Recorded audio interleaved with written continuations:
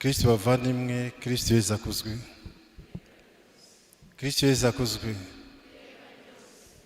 Magaze hano ngira ngo mbabwire akajambo gatoya kuri uyu munsi mpuzamahanga w'abarwayi. Mbere yuko ngira icyo mbabwira, nagira ngo mumfashe turirimba akaririmbo. Wabayoboke ba Yesu Kristo dukunda, nk'uko yandukunze bituranye.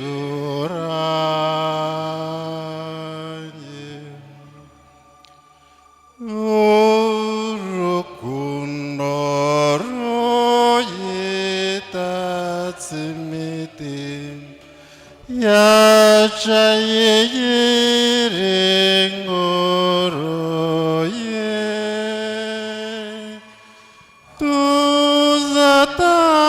tuzatahane isuku kwose mw'ijuru. Yesu azatwakira tubumatire mu kwakwe kw'iburyo.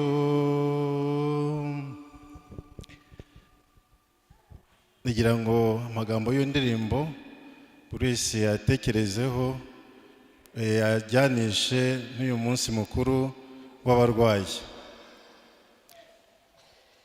Uyu munsi mukuru rero ufite amateka maremare. Ni Papa Nyir'ubutungane Paulo wa kabiri, Mutagatifu Yohani Paulo wa kabiri, wawushyizeho ku itariki 11 z'ukwezi kwa kabiri 1992. Murumva ko niyo mpamvu ubwo basomaga ubutumwa bwa Papa Francis bavuze ko ari inshuro ya 33. Kiliziya rero yasanze ari ngombwa kugira ngo twese nk'ababatijwe, twese abakristo, twirebe ubwacu, turebe uko tumeze, uko duhagaze, nk'uko umusaseredoti yabitwigishije. Kenshi ntabwo tumenya yuko dufite uburwayi. Hari uburwayi tugira bwo ku mubiri, hakaba uburwayi tugira bwa roho. Uyu munsi rero Kiliziya yawushyizeho kugira ngo twisuzume kandi turatekereze n'abavandimwe bacu barwaye. Murabizi neza ko kenshi iyo umuntu afite uburwayi hari igihe ajya mu bwigunge. Kiliziya rero iduhamagarira kumwegera, tukamuganirira icyizere cyo kubaho, tukamwereka urukundo, kandi tukamwibutsa ko n'Imana bari kumwe. Murabizi neza ko Kristo yagiye kenshi yishushanya n'umurwayi. Muribuka muri wa mugani aho atubwira ngo nari ndwaye ntiwansura, cyangwa se nari ndwaye uransura. Ubwo ni bya bibazo tuzasubiza ku munsi w'urubanza. Nihuse cyane rero njye ubavugisha nitwa Imana Jean de Dieu, nkaba ndi mu muryango witwa Fraternité Chrétienne des Malades et Handicapés, cyangwa se Fraternité muri gutyo gusa. Akaba ari umuryango rero gikristo w'abarwayi n'abantu bafite ubumuga. Ni umuryango rero wavutse mu 1945, uvukira mu Bufaransa, ndetse n'umuryango international.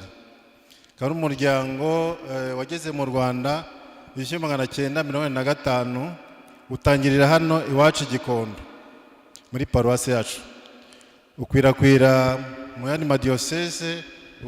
Ubu dufite amaparuwasi 24. murumva ko ni amaparuwase makeya ariko turacyakomeza urugendo. Mwabyumvise ko mu butumwa n'ubutungane Papa Francis yatanze kuri uyu munsi, yavuze ko atari ubutumwa bworoshye. Ntabwo byoroshye kumva ubutumwa bujyanye no kureberera abavandimwe bacu bafite uburwayi, birakomeye cyane, ariko nanone ni byiza. Subiye hejuru gatoya, umuryango wacu ufite ubutumwa bwo kogeza ijambo ry'Imana mu barwayi no mu bantu bafite ubumuga. Ntabwo ari umuryango ugizwe n'abarwayi n'abafite ubumuga gusa, n'abandi bakristu bawujyamo bakadufasha gukora umurimo mwiza. Dufite rero intego ikomeye cyangwa se nakwita karisime umuryango wacu, ni haguruka ugende. Murabizi ko muri Bibiliya iryo jambo muraryumva kenshi, ubwo Yesu yabwiraga umuntu wari urwaye, muri Bibiliya bavuga ko ari ikirema cyangwa se ufite ubumuga, aramubwira ngo haguruka ugende. Natwe rero mu muryango wacu twarigenda iryo jambo, aradutuma kuri buri wese ngo tumusange, tumushyire ibyishimo tuvana mu Ivanjili ntagatifu. Haguruka ugende, niyo devise yacu. Turahaguruka rero tugasura umugenzi wacu aho ari mu rugo no mu bitaro, tukamuganiriza, tumugarurira ibyishimo. Ikindi dukora ni ukuvanana mu bwigunge kugira ngo twongere twumve ko turi abantu, kandi abantu bakundwa n'Imana, kandi abantu batagomba kwicara gusa, ahubwo bagomba gukora ubutumwa nk'abandi. Icyo nasozerezaho ni uko nababwira ko umuryango wacu ni umuryango nk'indi miryango ya Gisiyo Gatolika, ifatanya n'imiryango ya Gisiyo Gatolika mu kogeza ijambo ry'Imana. Ntabwo ndavuga byinshi, ahubwo nagira ngo kuri uyu munsi wa none nsoze mbereka abashyitsi baje kudusura bavuye mu yandi maparuwase. Ndahera kuri Stroke Association Rwanda, bahaguruka bakadusuhuza.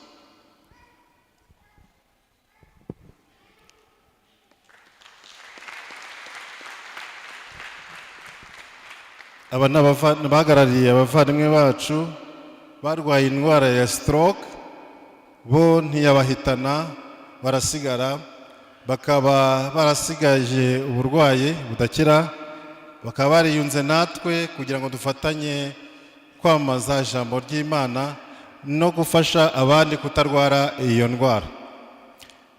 Turi kumwe kandi n'abahagarariye abavandimwe bacu bo muri paruwase ya Rutongo.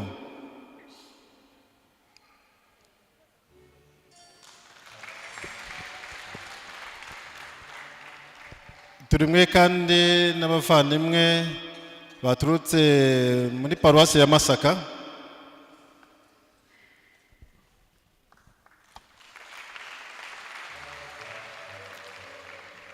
Turi kumwe kandi n'abavandimwe baturutse muri paruwase ya Korori Rwanga.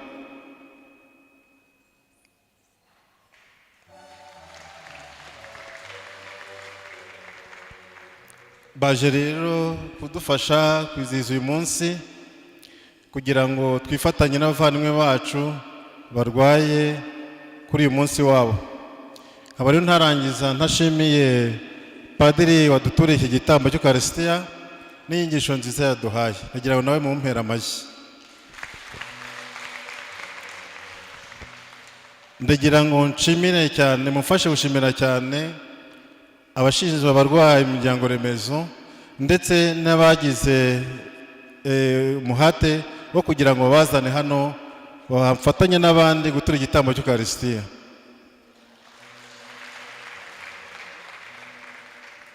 Nyagasani yo neza azayibahembere, kuko mu mpamvu z'ingenzi z'uyu munsi harimo ko abo barwayi bava mu ngo bakaza hano bagatura hamwe igitambo cy'Ukarisitiya hamwe n'abandi bakristo. Ababikoze rero nagira ngo mubamfashirize twongere tubahe amashyi.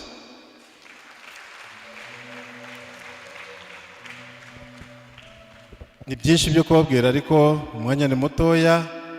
Mu kanya tugiye gukomereza hariya mu itente, ubwo turakomeza tuganire tunasangire. Mwumvise ko mu butumwa bwa papa ikintu yatubwiye ni ukuganira tugasangira nk'abavandimwe. Ubwo rero mu kanya turakomereza ibirori byacu muri tente. Murakoze, mugire icyumweru cyiza.